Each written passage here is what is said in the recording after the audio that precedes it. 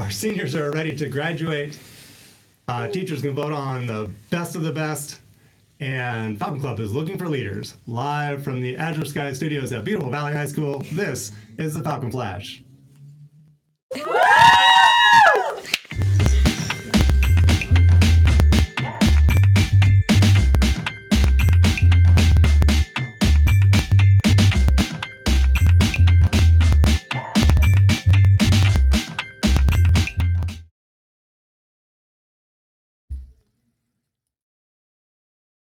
And good morning, Falcons. This is Thursday,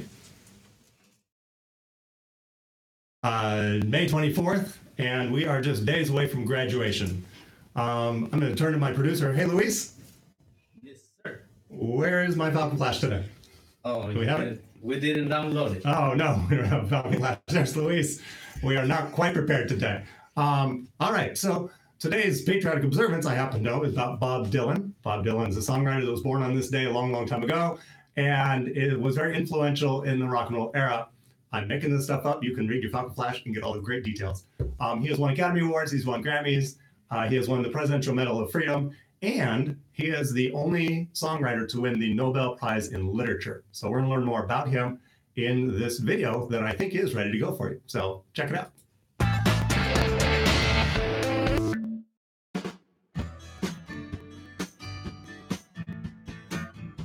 Born in 1941 in Duluth, Minnesota, Robert Zimmerman began writing songs as a teenager. He briefly gave college a try, but began concentrating on music, performing at local coffee houses under the name Bob Dylan, taken from the Welsh poet Dylan Thomas. In 1961, the young singer-songwriter moved to New York City's Greenwich Village, where his talent helped him quickly gain a reputation around the vibrant village folk scene. By 1964, his songs Blowin' in the Wind and The Times They Are A-Changin' became anthems for the rising civil rights and anti-war movements. He instantly became the voice of a generation during a turbulent time in America. By showing that you could tackle significant social issues in a serious way and unify people around songwriting, around pop music, that has absolutely transformed culture around the globe. Dylan's influence wasn't limited to the folk scene. His impact was being felt in rock circles as well. The Beatles cited him as a musical influence, and Jimi Hendrix would cover his song All Along the Watchtower.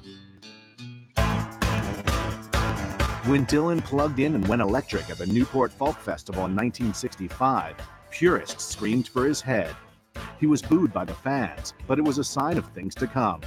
Dylan would be unpredictable, continually changing course and reinventing himself musically. Dylan is somebody who is unafraid to turn on a dime, follow the music and the sound that's in his head. The die-hard folk fans may not have liked the electrified Dylan, but pop fans showed their approval, making the instant classic Like a Rolling Stone Dylan's first legitimate pop hit.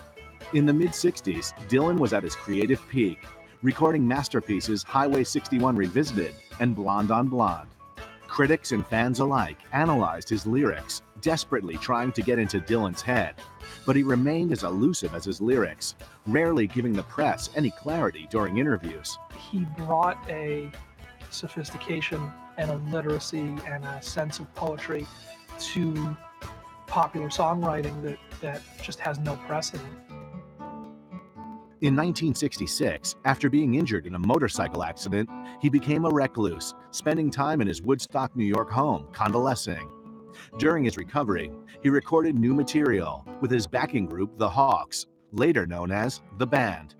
The icon of the 60s wasn't about to rest on his laurels in the 70s. He hit the road again and recorded classics like Blood on the Tracks, one of his most celebrated works. He also took a new path spiritually, declaring himself a born-again Christian in 1978. After a string of commercial and critical disappointments in the 80s, he closed the decade on a high note, teaming with fellow legends Jeff Lynne, George Harrison, Roy Orbison, and Tom Petty as the highly successful supergroup The Traveling Wilburys. He was inducted into the Rock and Roll Hall of Fame and received the Kennedy Center honors, but he wasn't ready to retire and be put in a museum just yet.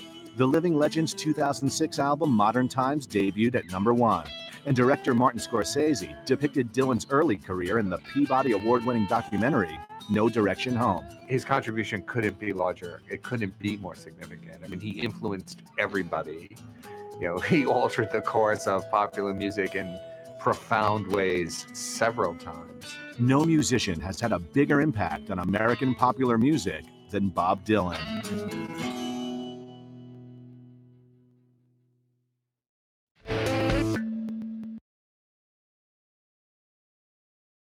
All right, a true legendary American.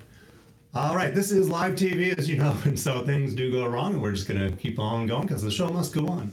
How do we make Valley a better place? That's what Ms. Turner asked about the ASB students and the PAL students, and they have worked for weeks on their plans for that. So teachers and staff members, if you'd like to see what their ideas are, please stop by room 613 at any point today or tomorrow and look at their visions, and please select your top 3 choices so we'll know what to put into place next year to make Valley a better place for us. Hey Falcons, if you picked up a student leader application from the Falcon Club, it is due on Friday after school in 11-4 with Jordan. If you have any questions, please see Jordan as soon as possible so she can get that answered for you and we can get some new leadership in the Falcon Club for next year. Vaudeville 2018 Legends is happening tomorrow night. Oh my gosh, Vaudeville's already here. Come support your friends and teachers who are performing in this year's show that features legends of music and movies. The show starts at 7 o'clock in the auditorium. Tickets are $7 pre-sale or $10 at the door. All sales go to support our vocal music program, so don't miss out on the fun. Valley Vaudeville has always been a great show. And luckily, for all of our technical difficulties, that's all we've got for you today. So that's it for today's Falcon Flash. And remember, Falcon Fever, catch it.